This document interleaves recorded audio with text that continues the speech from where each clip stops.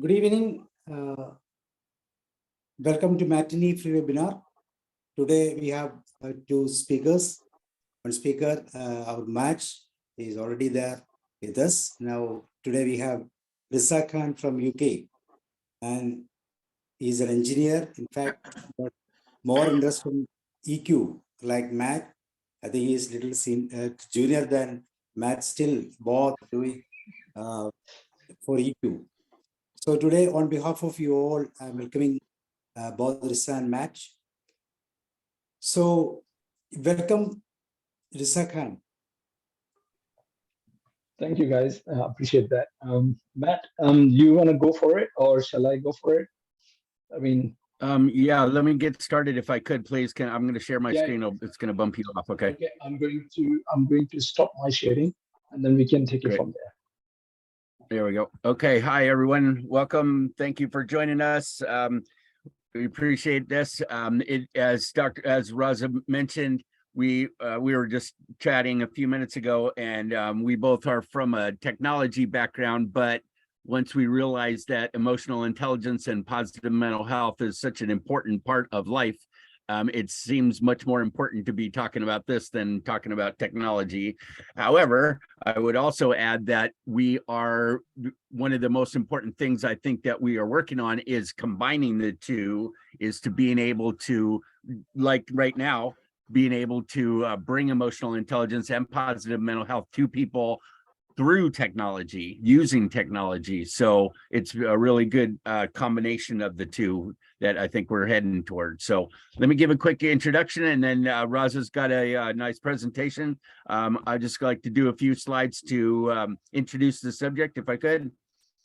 So the purpose I have for this particular session, I want to introduce you to positive mental health and how it starts with emotional intelligence.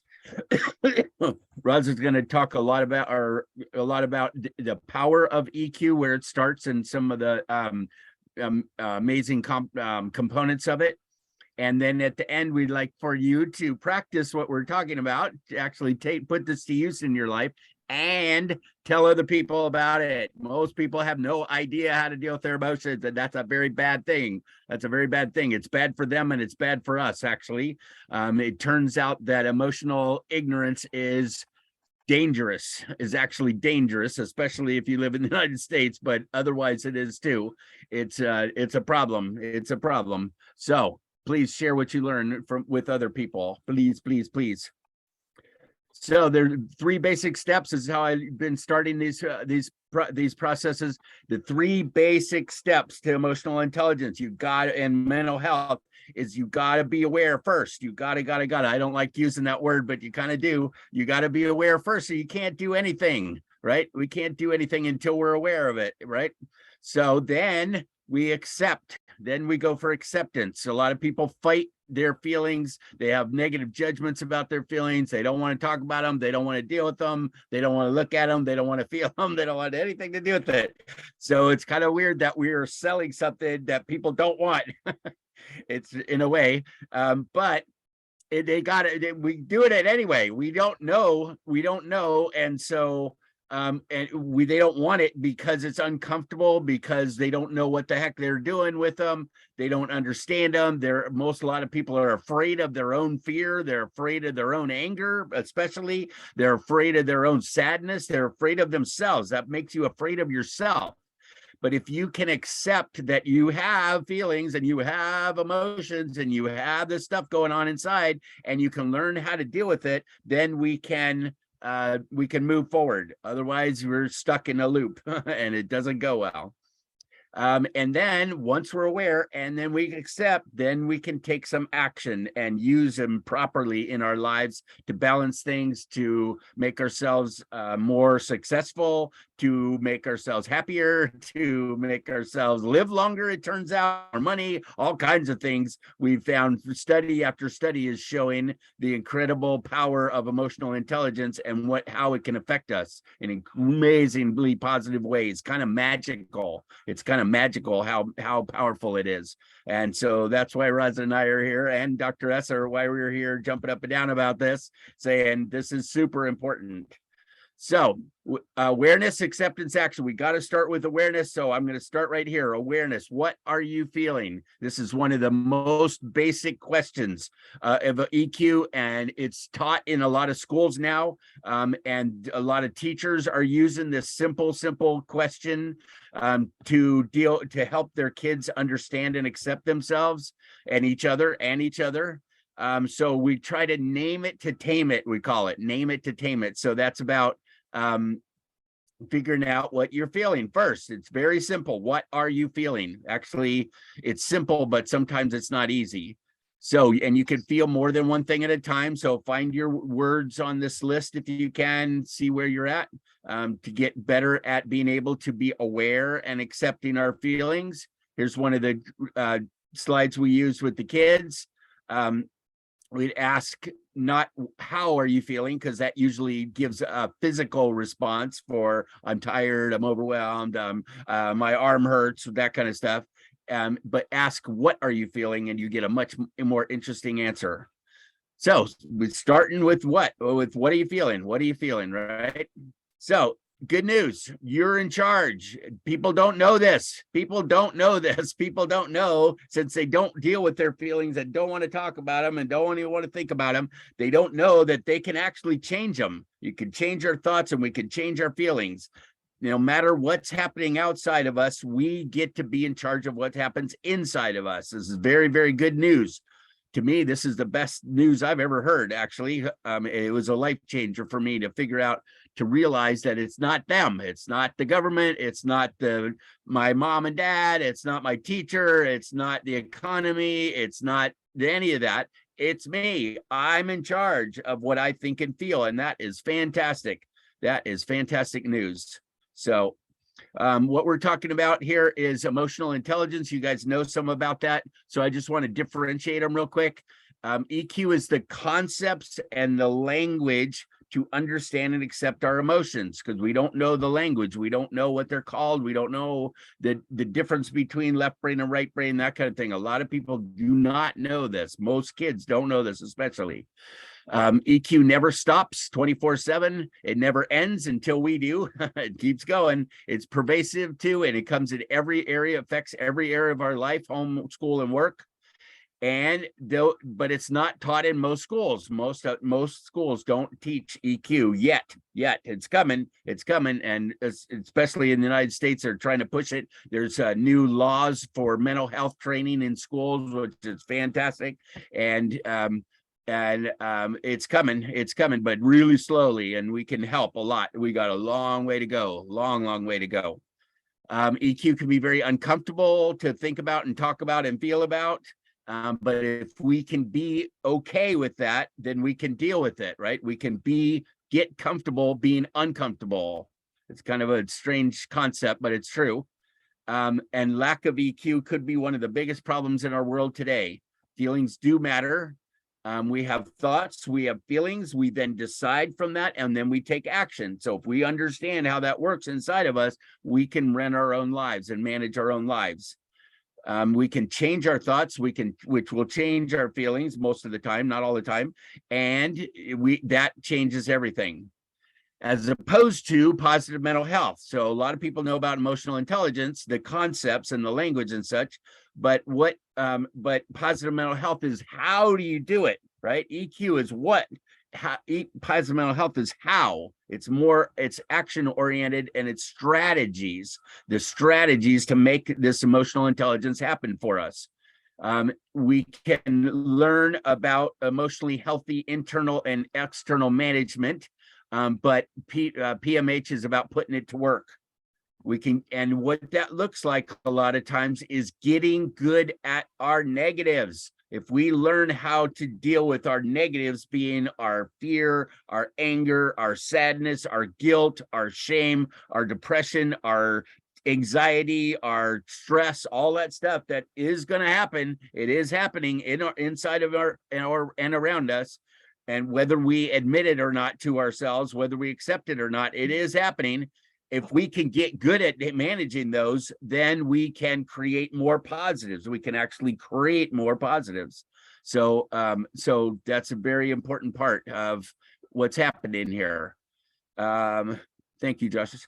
PMH gives us a power to control our own lives, which, like I said, is a life changer for me and so many other people. They're like, what? Really? I'm like, yes, you can change your thoughts and your feelings. And so many people don't know that, especially kids. They don't know that. And that is pretty important that they learn that.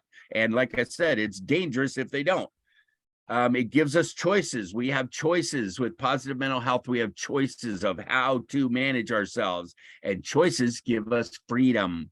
They give us freedom. So the steps, like I said, awareness, acceptance, action, super simple, but not so easy sometimes. Awareness, acceptance, action, or no action, right? We can say, we can choose not to act, but that still puts us in charge, right? It still puts us in charge. And with high emotions, a lot of times no action is a very good idea. No action, keep your mouth shut, don't hit them, don't do that, don't run away. Some of those non-actions are a good action at the time, and we get to decide, and that's the key to the whole thing. Some of the fun stuff I'd like to talk about, name it to tame it, is kind of like identifying what's going on so that I can understand myself and others. But being able to name our feelings, like I was just doing with that exercise, is a very big deal. It's super simple, but it's a really big deal to be able to figure out what's going on inside of us. Spin it to win it means that we can change them. We can change them. Once we name them, we go, oh, you know, I'm depressed right now, or I'm sad right now, or I'm angry right now, that kind of thing. Once we name it, then we go, well, you know, I don't really want to feel that. And I don't, what I'm thinking that is causing that feeling is blah, blah, blah, blah, blah, right? Why am I'm mad because I think you did that on purpose to me and I don't like it and it's making me mad. Or we go, wait a minute, maybe you didn't do that on purpose. Maybe it was an accident. Maybe you weren't paying attention right then, or maybe you had something else on your mind or whatever. You didn't do it to me. You just did it by accident. And if I think that, I'm probably not going to get so mad, right? I'm probably going to feel a little bit better than if I think that you're an awful person. So if we can we have the power to change things, to change our thoughts and feelings. Spin it to win it, I call it. And feel it to heal it. This is sometimes not very popular concept, but it works really well. Most people talk about their feelings. They try how to avoid them, especially the negative ones. They try to avoid them. They try to get out of them as quickly as possible. My mom told me that her mom taught her that if you have a negative feeling, to change the subject as fast as you can. Change the subject as fast as you can. And she's really good at it. She's really amazingly good at it. But that doesn't give any respect to the feeling. It just changes the subject and makes it so it's more comfortable for her, actually. But we never deal with stuff. You never name it. You never accept it. You never deal with it because you're avoiding it, right? So I'm saying sometimes the best strategy for dealing with your feelings is to feel them. Actually let yourself feel what you're feeling for a minute, and then let it go, But your body wants to feel some of this stuff. It needs to feel some of this stuff, and your body will thank you if you allow yourself to feel stuff sometimes, instead of constantly trying to avoid it and put it away. So feel it to heal it. Try it sometimes. Some fun terms: purposeful positivity, exaggerate enthusiasm, which I'm doing right now. Exercise optimism, right? We can be pessimistic or we can be optimistic. I suggest being optimistic. Find good stuff on purpose. Giving works. Noble goals works. Giving to other people works really well for us. And if you want to feel loved, then love more. It's up to you. So, all right. So, quick progression here. The one thing that I'm going back to this one is the EQ is what it is. Positive mental health is how to do it, but peace is the goal. And this is a quick little progression. I call it the pathways to peace. Emotional intelligence. If once we learn about ourselves, we learn that we are in charge of us. That's ER, emotional responsibility.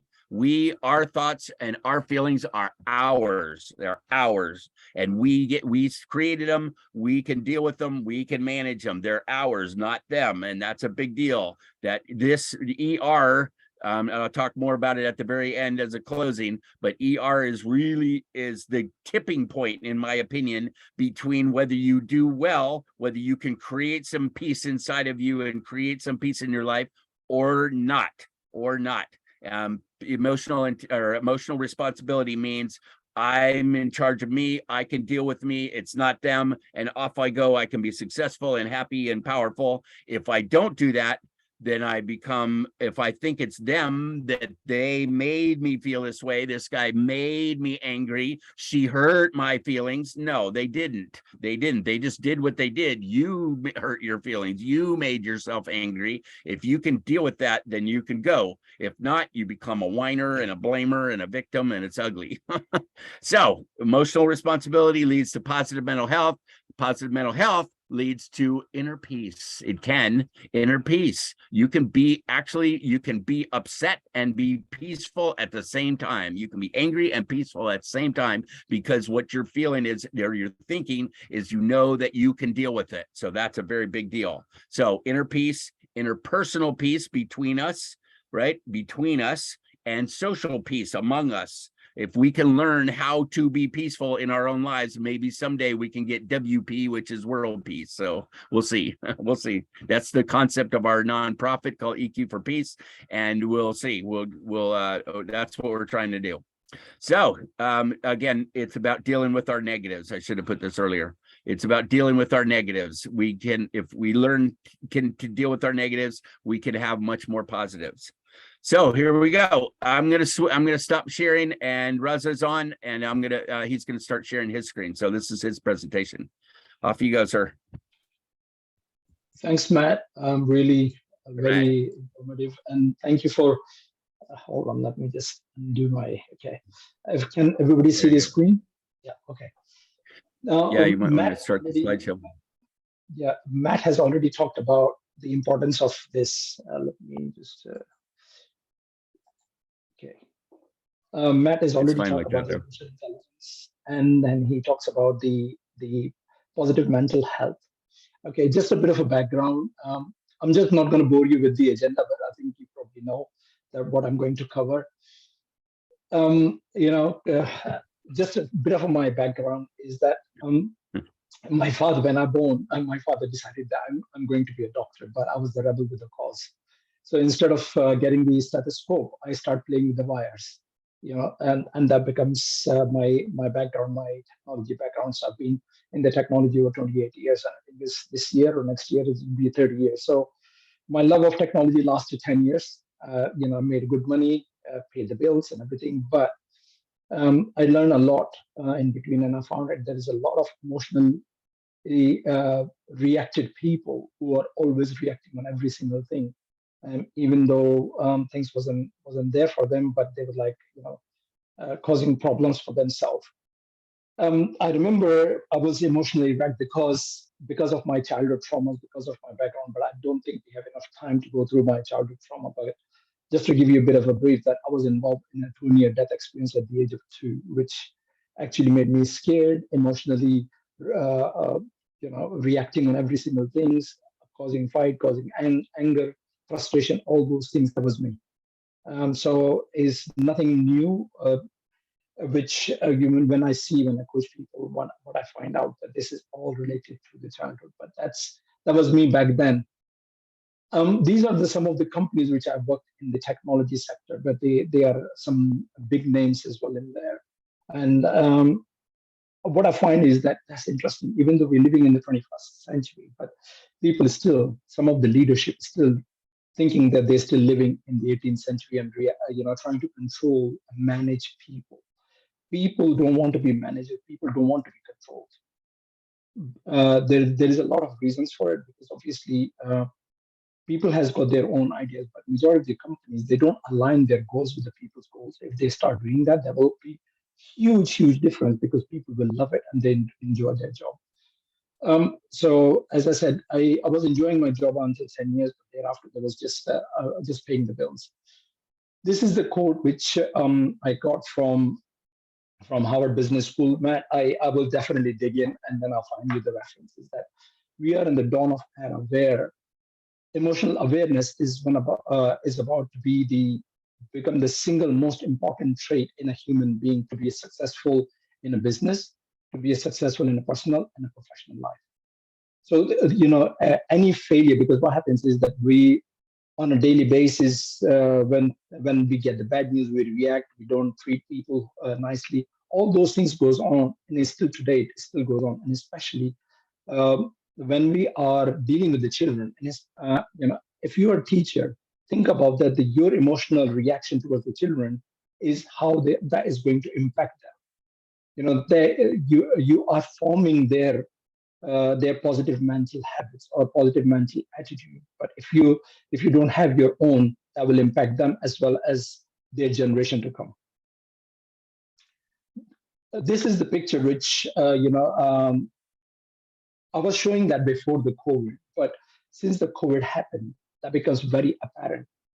Now I'm going to talk quite a lot about this side of it, because if you have a children and husband and wife, because we all have a differences, but husband and wife are arguing and shouting and saying all sorts of words to each other. What happens is that it impacts their positive mental health as well as the child's mental health, because child will build grow up with that traumas, with that habits, with that the angers, frustrations, because obviously we are too busy in our own life, but we are not focusing on the child.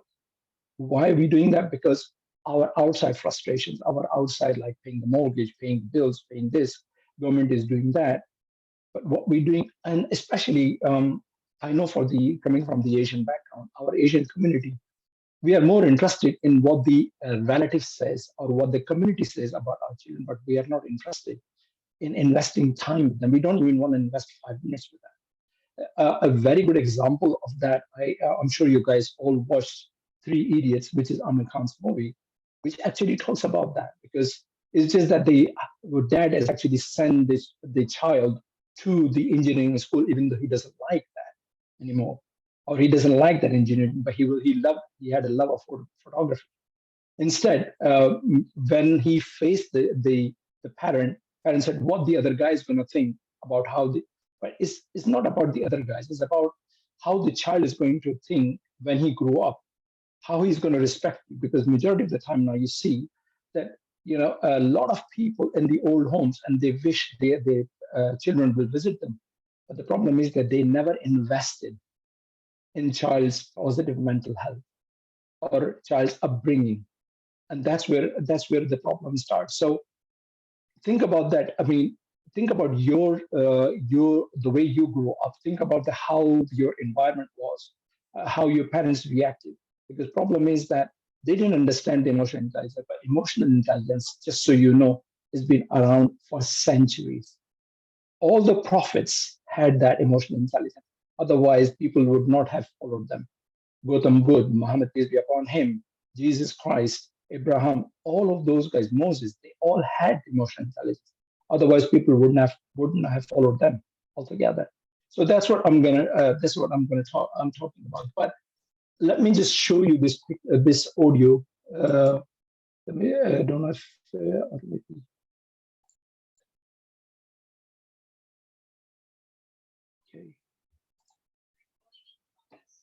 okay, Matt, let me know if you can hear the music. Not hearing. Okay, hold on. Let me just. Okay, I mean, if you don't hear, but you can see the child reaction to all the. He's laughing, he's enjoying. But this is the time where we should invest time and effort in the child's development, and that's what we're supposed to do. But we don't do that most of the time. Okay, let me just. Okay, so if you have a pen and paper, what I want you to do is draw a house. Now, you're probably thinking that why am I asking you guys to draw a house? There is a lot of reasons for it. Okay, there is a lot of reasons for it, because when you're drawing a house, there is a couple of questions I want you to, questions I want you to answer is that list of the bad memories you had related to that child, list of the good memories you had related to the child, list of the habits you have developed. What was your environment? Because when you start building a house, what you find is that you may not realize it, but in the deep down in our mind, somewhere, we have got that ideal house where we have brought up our childhood. We spend a lot of time with our parents, something which we really loved about. I mean, I remember because I spent considerable time in the Middle East, in Saudi, because my father was there. In front of my house, there was a mountain, there was a sun was shining, there was a birds was flying, and that's what every time I did that, I was drawing that house. But I could not understand the why I was drawing that house. But then when I started getting into this coaching and personal development, I realized that the reason I was developing that, doing that, building that house or drawing that house is because I was in love with that scenario or scene. Yeah, and there was bad memories associated with it, but there was an environment where I really loved, and I was nurtured by my parents and everything. But thereafter, what happens is that there is some bad memories. So we really need to understand is that whatever the emotional reactions or emotional intelligence we develop, we actually develop at the age of 2 and 3 years old. It's not nothing new you have done. And I'm sure when you're in the working environment, you come across is that, oh, why this guy is acting like a child, right? Because his body is grown, his mind is grown, but his inner child is never grown with the time. Because he was looking for a love, he never got that from parents. He looking for a love from teachers, he never got that. He was looking for affection or a hug, but he never got that. So now he is in that anger and frustration mode because how his parent treated him, how his siblings treated him, and that's what we are talking about. But when you start building a house, that's what you find that all these things is building up. So if once you build a house, you start answering that question, and you're going to go deeper and deeper and deeper on that. Any questions so far? Okay, I'm going to continue. Okay, why EI plays a very important role. I mean, in the PR positive mental health, the positive mental health will allow you to enjoy the activities you want to do. Like you probably have a goal in mind. You probably have, you want to be doing something different. You don't want to follow your father's footsteps because that's something which we have, because we all have a given trait, which is like we're born with that particular trait. But what happens is that a lot of people, and especially as a parent, we don't allow people to grow with that trait. We dampen their trait. In the Asian continent, we're talking about doctors and engineers only. But then maybe this particular guy, this particular child has the artist trait in them. So we never allowed them to pursue that. Or this particular guy has a singing trait in him or her.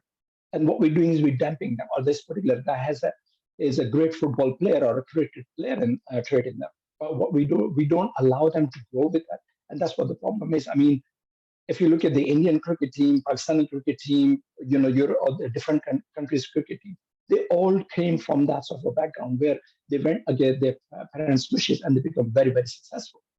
But it's just that as a parent, we're supposed to support them.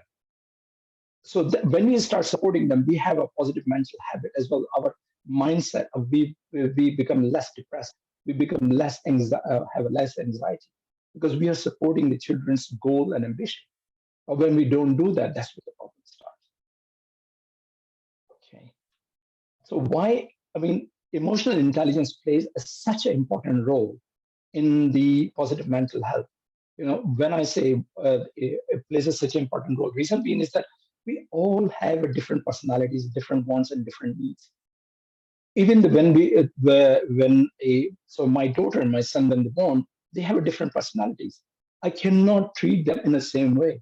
I have to treat them in a different way. Like I know even in the UK, we have got one teacher against 30 or 40 children. Every children has a different trait and different personalities. I mean, 1 to 10 is a good number. There, one teacher with 10 children, but when we have one teacher with 50 children, it just doesn't work. What happens is that teacher trying to bring his own emotional reactions, own emotional things to them and trying to manage and control the children, children will be children. They will never be controlled. Even as an adult human being, will never be able to control. But as long as we learn ourselves exactly what is happening with us, what's going with us, why we are angry, why we are having a reaction, why we are having anxiety, all these things is that when we're trying to control something, and that is not in our control, that's where the anxiety starts. That's where the depression starts. That's where the anger starts. That's where the frustration starts. All these things is all about the emotional intelligence, and emotional intelligence starts with self. Just a disclaimer here that whatever you guys learning today from me, don't try with your family unless you are really proficient. The reason is that I tried using some of the strategies with my wife and didn't really work. I got told off straight away. So I would put a disclaimer here that don't try that at home until you are fully aware of it. Now, let me give you an example that I was working with with one of the CEO in UK very closely, and she was really good as a human being. But the minute she get the bad news, oh my God, she was just she blew her top off. Everybody can hear. And then the worst thing was that her PA, personal assistant, used to get all the blame and anger and frustration out on her. Eventually, she got so tired of that, she becomes sick of her CEO's behavior, and she went on a 1 month leave or to recover from the sickness. When she came back, she handed her a notice. Imagine if your reaction is impacting somebody else's life. Is a big one. You may not realize it, but this is what's happening constantly around us. Okay, emotional intelligence. So emotional intelligence has come in a different ways. Like, so we are happy, we are sad, we are angry, we are afraid, we are ashamed. But if you look at it in different ways, these things is happening to us in a day more than 300 times. So the minute we get the bad news, that's it, we are angry. The minute we get this, oh, that's it, we are angry. Something is happening, we are depressed, or something doesn't go with what we wanted, we become depressed. Our anxiety level is different. And then what we do is that we take it out of the children. But it's not children's fault. They were happen to be there. Children will be children. They will be mischievous. They will cause all sorts of trouble and everything. But we need to start managing our own frustration, our own angers, all sorts of things. That's what we need to do, and that's what we need to think about. Now, the reason I'm showing you this particular example is that every time we develop something, anger or frustration, this is how it travels in our brain, and eventually it makes erratic decisions or things which we don't like, which we later regret, and the consequences of that is we don't really, when we make a decision in anger, we may not realize the consequences of that at that point in time, but there's a consequences at the end. So we really need to understand. And what my recommendation is that next time when you're angry, count 1 to 90. When you count 1 to 90, you'll calm down a bit. When you calm down a bit, you can then make a decision. Or if you're writing an email to somebody or a letter to somebody, leave it for overnight. Because you may get a really nasty email and things like that. But if you leave it overnight, then you think through, understand what's going on, and then you can respond back. The idea is that you don't want to burn the bridges. You want to build the bridges. By building a bridges, only if you have your own emotional intelligence intact and you are fully self-aware about yourself, is what is really going on. I am just trying to see. Well, Matt, you can't hear it, right? Let me just check. I can't hear. Don't hear. We can see that. Okay, hold on. Let me just see if I can. So you have to share the sound also. You can share the sound also. Yeah, hold on. Sorry. Or turn the volume up really loud for yourself. I think when I'm sharing, that's what I need to. Okay, share. Just pick the sound also. Share the sound also. Yeah, there you go. Okay, cool. Okay.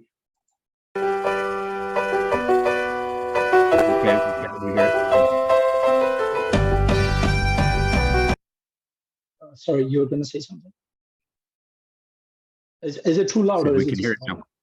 Yeah. Okay. Perfect. It's okay. It's okay. Call retarded people retards. You call your friends retards when they're acting retarded. That's what she said. That's what she said. That's what she said. That's what she said. That's what she said. That's my joke. Damn it, Dwight. Nobody likes beets, Dwight. Why don't you grow something that everybody does like? So I can share the presentation with you so you can look at it at a later stage. But what I'm going to do is that I'm going to talk about the two main traits of emotional intelligence, which is very, very important. One is the self-awareness, and the other one is, even though there is like, I'm displaying four here, self-awareness and self-management. But because of the time, I think we have gone another 12 minutes, I guess. Because of the time, I'm going to talk about only self-awareness and self-control. Now, what is self-awareness? Self-awareness is our ability to understand that why we are frustrated, why we are angry, what's going on with us, what is the cause of the problem. All this stems from our childhood. So if we understand our childhood, that's why I'm emphasizing back again and again on our childhood, because once we start understanding our childhood, that's where the whole thing will start from. Because once we overcome that, once we understand that the way the parents reacted, the way the parents treated us, there was a particular reason, and you were happy to be in a time and in place. But parents didn't have anything against you, or they had maybe 5-6 children to look after. But it's just the understanding that, because I remember when I was in one of the course, one of the lady was a 60-year-old, and all her mother did was she smacked that lady when she was 4, 5, or 6. But she hold that smack all her life,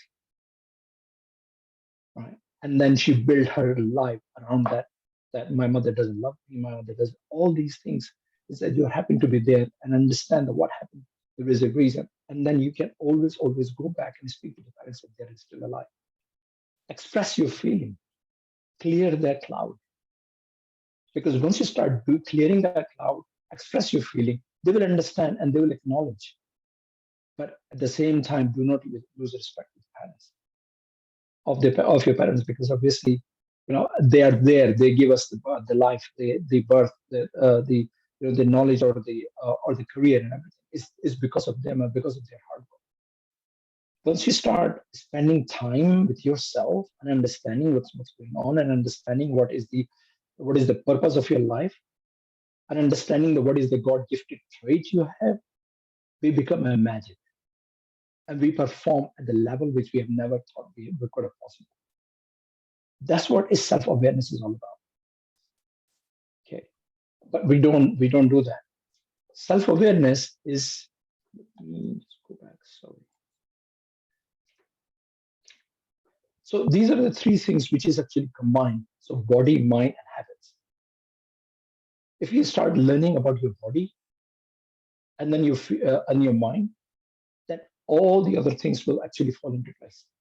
So your the habits, patterns, bias, you will negative emotions or positive emotions, all those things is in place. But you need to learn the first two. You need to understand what your body is telling. You need to understand what your mind is telling. Write it down, because what we don't do is that we don't write it down exactly how we feel, how we react. When we're reacting to something, what is the cause of that reaction? Once you start writing it down, it becomes very clear for you as to why this is happening, how you can manage it, how you can control it. The only thing which you can do is you can control yourself, but you cannot control something else which is not in your control. And that's the problem when we're trying to control something else which is not in our control, causes all sorts of reactions.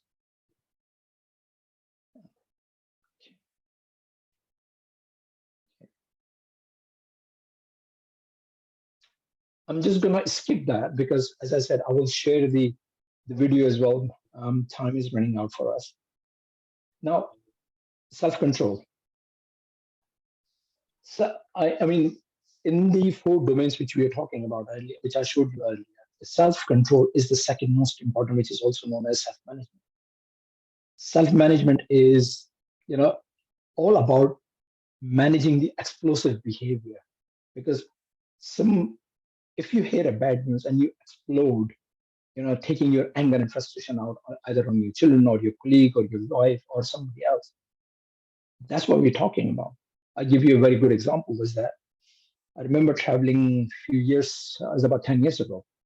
When we arrived at the airport, found out that the airline is already booked, even though we had a confirmed tickets. So what I did is that I had to go at my wife there and then, didn't care, didn't understand that self-control side of it.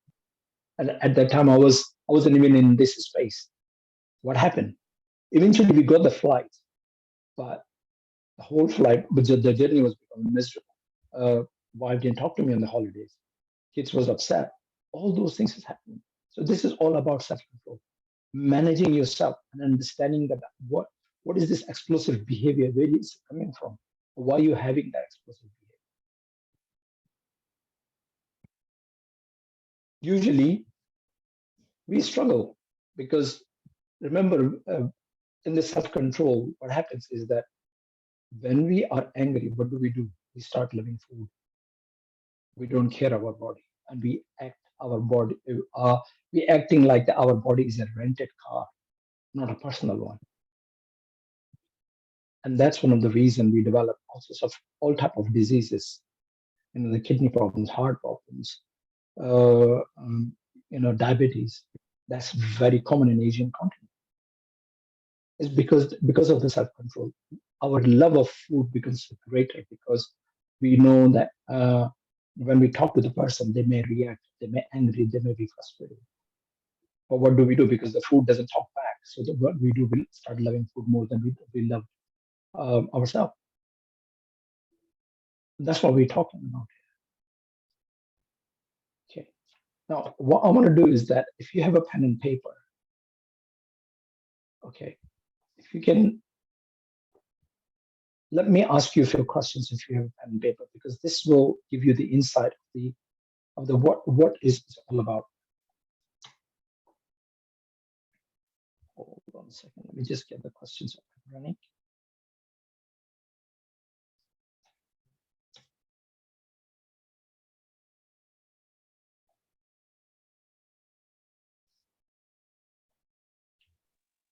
Sorry.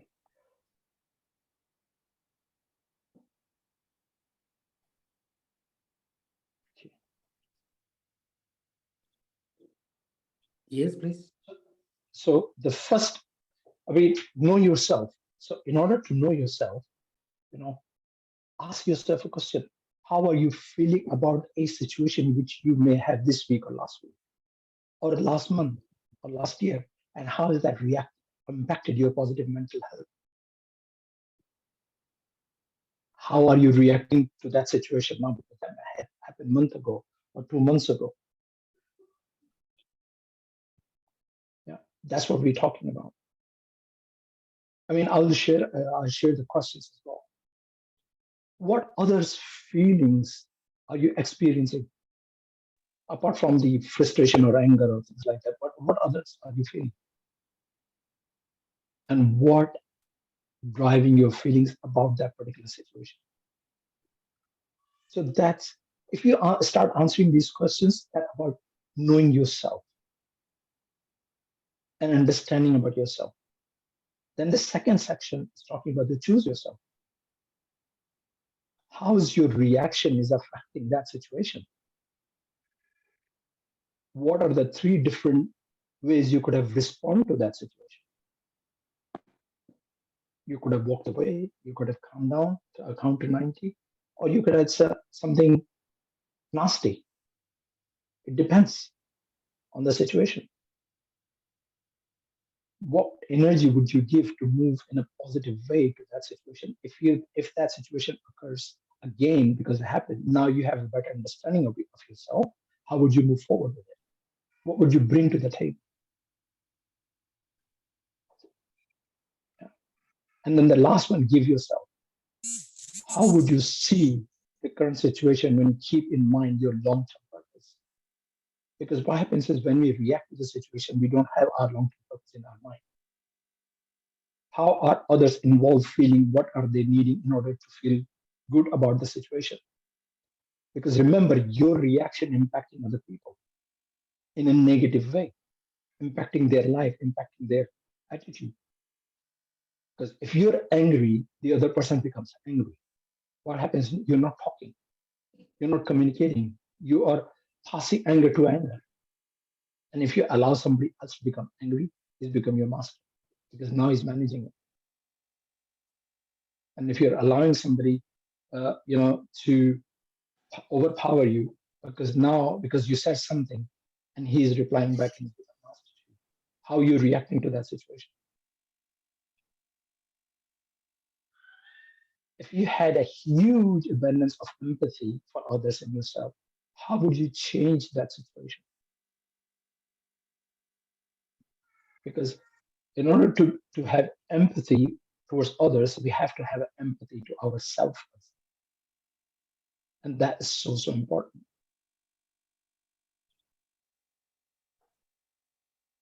And do you see any other opportunities is taking place in that situation to make you more purposeful? As I said, I will share these questions, which is very useful for you to do. But think about those in that scenario. Know yourself, choose yourself, give yourself. What would you do?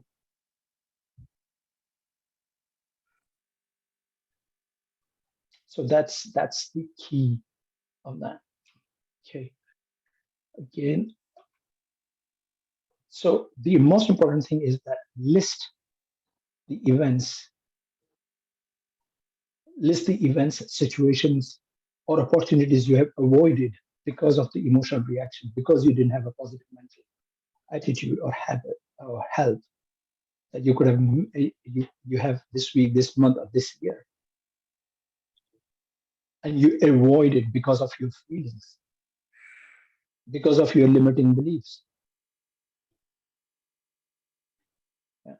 So these are the things which we are talking about here.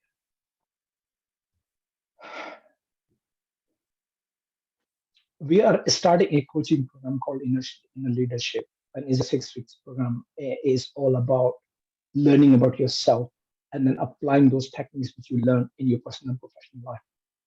Let me know if you are interested. And then last, what I want to do is I want to give you 2 exercises. Number 1 is that what is so cool about yourself? If I ask you to write 10 bad habits, I can guarantee you give me 100. If I ask you write 10 good habits about you or 10 good things about you, you will struggle because we don't look at that way ourselves. Yeah. So write down 10, or if you can make it 100, write 100 good things about yourself. Or what are so cool, which people love you for that, about yourself. And then every morning and before you go to bed in the night, practice that out loud. And the last one is a classic one.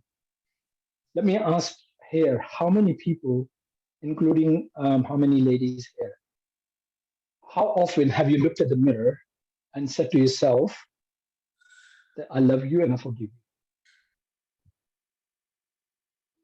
Yeah. I've seen so many, of course, so many people and so many ladies.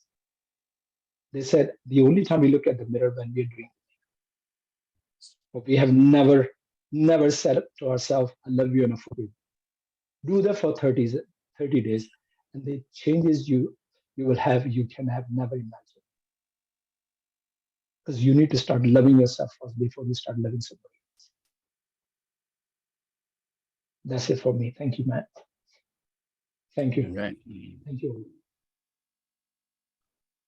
Good stuff.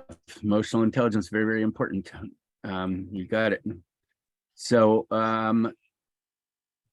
just to sum it up a little bit, the Raza's coaching program is pretty cool. You might want to consider working on yourself, and getting some help with that is really helpful to get other people's input. You can do it yourself, but it's much harder, and we tend to fool ourselves and not go as deep as we need to. And it helps really to have a coach or have someone to work with you. So some takeaways: feelings do matter. Feelings do matter more than we ever imagined. Like I said, study after study is showing incredible effects that our emotions can have on us and do have on us, and what we can do better because we are aware of ourselves. So emotional intelligence is a critical factor to success and happiness and sanity and living life. So I think we made our point pretty strongly about how important emotions are, feelings and emotions. Please give yourself permission to feel. Permission to feel. We are the ones who stop ourselves. Our judgments about our emotions usually will stop ourselves, and we don't give ourselves permission to feel.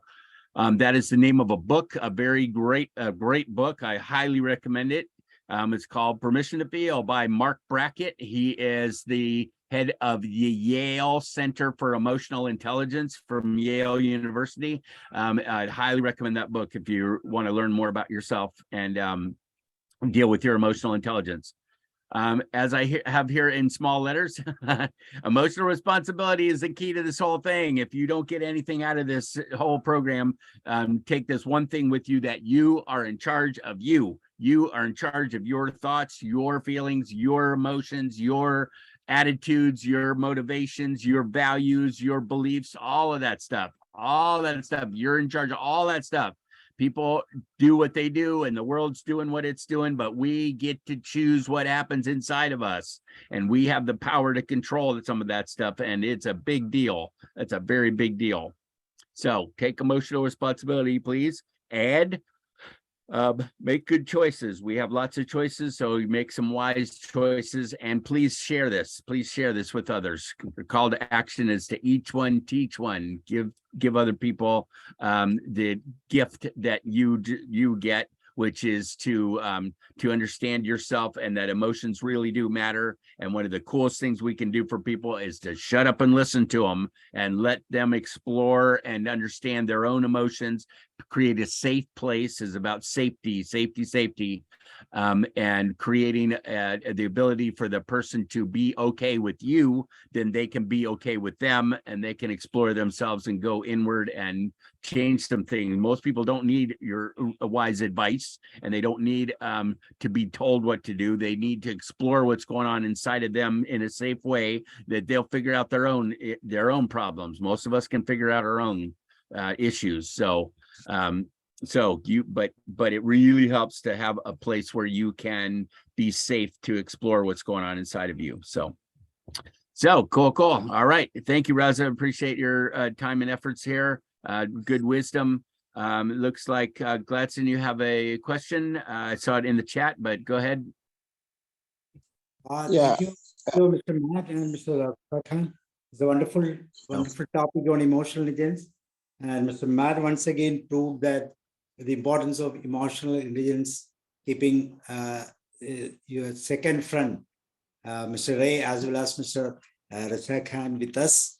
Thank you for this. And what we expecting is, I think Raza Khan is just given an introduction to emotional intelligence. We feel he has more to speak about, and we will definitely expect the same thing in the next time also. Thank you once again. Thank you very much. I think somebody is there to talk. And I have one special question to Raza Khan. So you are expressed the limbic system, and for amygdala, you are expressing it as lion. Can you say something about that? I think it's, they represent, because what happens is when we are angry, frustrated, when we get into the corner, we become a lion and we fight back. Yeah. And that Yes. fight may not be necessary, but that's what happens. So it's like, It's this is the roaring sound. injured lion is, is the injured lion is more dangerous than the normal lion. So, and that's what we need to avoid, because our behavior becomes explosive. Indian men also dangerous. That's a problem. Yeah. Yeah, in many ways. Yeah, you're right. So, Gladson, you have a question. Sorry. Gladys, sir, please. My question is this, Raza Khan, you said about shifting of emotion in a child's life from sadness to happiness. So how does it affect in a child's health in that time, also later life also? How that rapid shifting of emotion in a child's life, please? Oh, it is a big way, big way. Thing is that when, and especially, I mean, I've seen it globally as well. What happens is that if the child is feeling happiness, then you know, we as a parent, what we do is that we don't become their friend. We still think that that's I'm father and he's a child, he's a children. They need to obey us. Yeah, and that's the problem because we need to be a friend at certain stage, and we need to be a friend and a coach to help them understand why they're happy, so we can enhance their happiness. They may be happy because they have achieved something and done something before. Which again, give you example. My daughter got 93%, and just to test her emotion, I said, "Darling, why didn't you get 100%?" She goes, "Dad, you're an Asian parent. You're never happy." And that was like, I was just testing that theory. But reality is that that was her happiness. So I should add my happiness with that. I'm proud of you. I love you. I like you. That's what you're doing great. That increase their happiness. But if they're sad, understand why they're sad. There could be something happened in the school, or in the there's they had a fight with the sibling, or they had a fight with the mother, or a teacher or something. Especially nowadays, the teachers are the one who are transforming the child's life. If their own emotional intelligence is not intact, they can have a huge impact. And not only that, that impact is actually in the adulthood as well. I can I give you my example. When my emotional intelligence was not intact, I was literally fighting in every project. My project lasted no more than my consulting work didn't last no more than 3 months. When I changed, my consulting project lasted years because people love me careful because I care for them. I was not obnoxious with them. So these things is develop in the childhood. We need to help our children to understand their emotions. Once they understand their emotions, they will grow with that. But before we do that, we need to understand our own emotions as a parent, why this is happening. Okay, I hope that answers. Thank you very much. Thank you, sir. Thank you, sir. Anybody is there to have some questions? Venugopaal sir, are you here? Andita ma'am?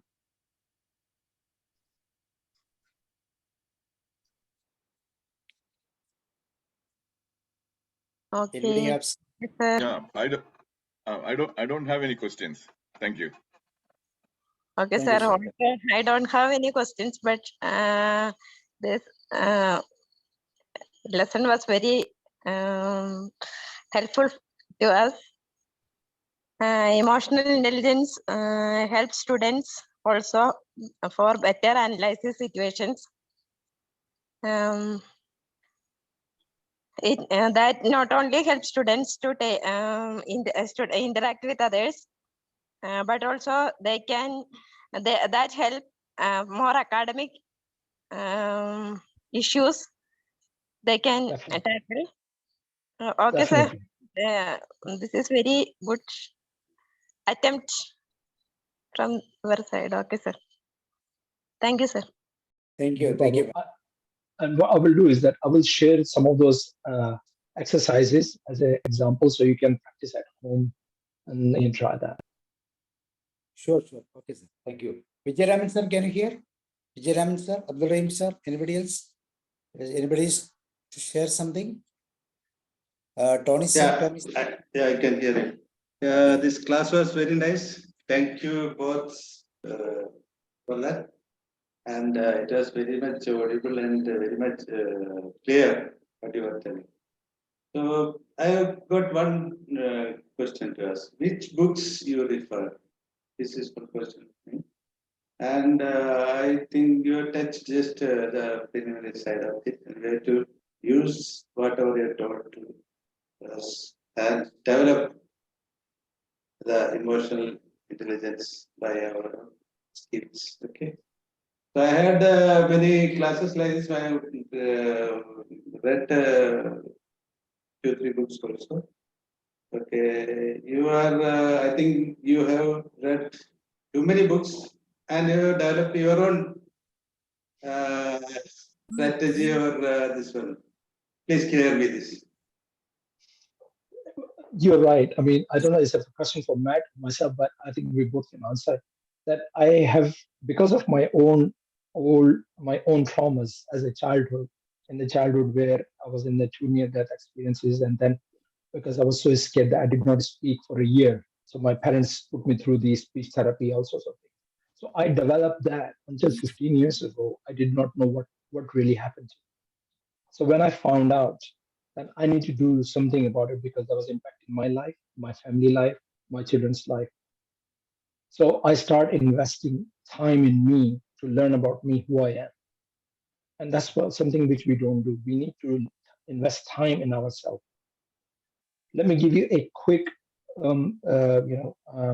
trick that if you only invest 18 minutes a day, that's it, no more than that, 18 minutes a day or 20 minutes a day, over the month, that's 600 minutes you've invested in yourself, right? 600 minutes is like what, 3 hours or 6 hours you have invested without realizing, without impacting your life. By doing that, you're actually developing yourself. So I had to go through, I start reading books, understanding, applying, learning. And then when I looked at my home environment, I had to improve that. When I looked at my office environment and my reaction to the other human being, I understand, because before, when I joined the IT, computers were my best friend. Human were not my best friend, because human respond back, computer doesn't respond back. So they were my friends, but I had to change. When I change, everything else is changed. So the change is to start with ourselves. So yes, I did read a lot of books. I start writing a lot of contents in terms of that, and I did a lot of research. Unfortunately, a lot of research in emotional intelligence is done in the office environment, but they miss the home environment. They miss the childhood. When I was asking you guys to build a house, when you build a house, there's a lot of memories on the piece of paper. I mean, there was not a contest of designing who built the best house, but it was all about the when you draw a house, there's a lot of memories associated with that house will come to play, and then you will know, you can pinpoint where you develop the anger, where you develop the frustration, where you develop anxiety, how your parents were reacting towards you, how your siblings were reacting towards you. So those, once you start doing that, it becomes a very clear for you, and then you can start picking and identifying a book in that area or attend a course in that area, and you can learn, because you can only pick one subject at a time. Just pick one, what is the weakness, and that weakness becomes your power. So that's what I do. Yes, thank you, sir. We are lucky that EQ can be developed up till death, comparing IQ, right? So we are lucky. Yes, yeah. Thank you for the class. No problem. If I could add too, just that a lot of us get stuck reading, and reading is a wonderful thing. You understand what some other viewpoints and what some experts think, and etc. Reading is a wonderful thing. I think that with emotions, you can't read this in a book. You can't just figure out about yourself from a book. It's like learning to swim. You can't do it just from a book. You got to experience it. So as important as reading is, I suggest you spend at least as much time writing or exploring or thinking or feeling or understanding yourself. So use both sides. Reading is your intellectual side. That's a good thing. Do the other side too. You use your right brain and write and feel and explore, like Raz was saying. Thank you, sir. You are not reading only, you are sharing also. That's a fantastic thing. Whatever you are reading, you are sharing, and you are spreading. Really sharing. Wonderful. Together we are doing. So whatever we are getting, you are sharing to the public as an awareness. So thank you, Mr. Matt and Raza Khan. We are expecting in next Saturday also with a new topic, and I'm more interested. I have a choice that can you do something based on teens, for the impact of emotional intelligence with teens, youth, like that. Some pattern we want, because we have to segregate something needed for youth, teens, like that. We have to do some sections. So can you prepare for that? That is really Definitely. yes. Definitely. No What was problem. the word? I missed it, Dr. S. What was the one main word you're saying? I think it's segregating the teams from the youth, the working teams in the professional environment than the youth, because obviously they both react in different ways. Yeah. That's for teens and youth, and say for aged peoples, how the emotional intelligence has to impact, or what is the influence, and what we can do with that, like that. So that way also we will see. Okay. So thank you once again. Thank you, Mr. Matt, for keeping Raza Khan to our platform. Wonderful experience. Really, you done well. And one more thing, I know that you have started only. You have so much of information with you. Definitely, please share with us, because we like that, and we are more interested in emotional intelligence, as well as we are doing differently with psychology people. I think so many psychology people are here, even Vijay Raman sir, Anil Kumar sir, Abdul Rahim sir, Adama. They're all doing psychology as a passion, and they're doing better services also. So what we are getting informations, definitely we are ready to spread it. So thank you once again, Matt, Raza Khan. Please do come in the next session also. We are waiting for you. So thank you very much. I'll be back. Fantastic. Thank you all. Take care. Bye. Remember, feelings matter. All right. Bye, gang. Thank you, sir. Thanks, Raza. Thank you, sir. Yeah. Thank you, Dr. S. Thanks, Tom.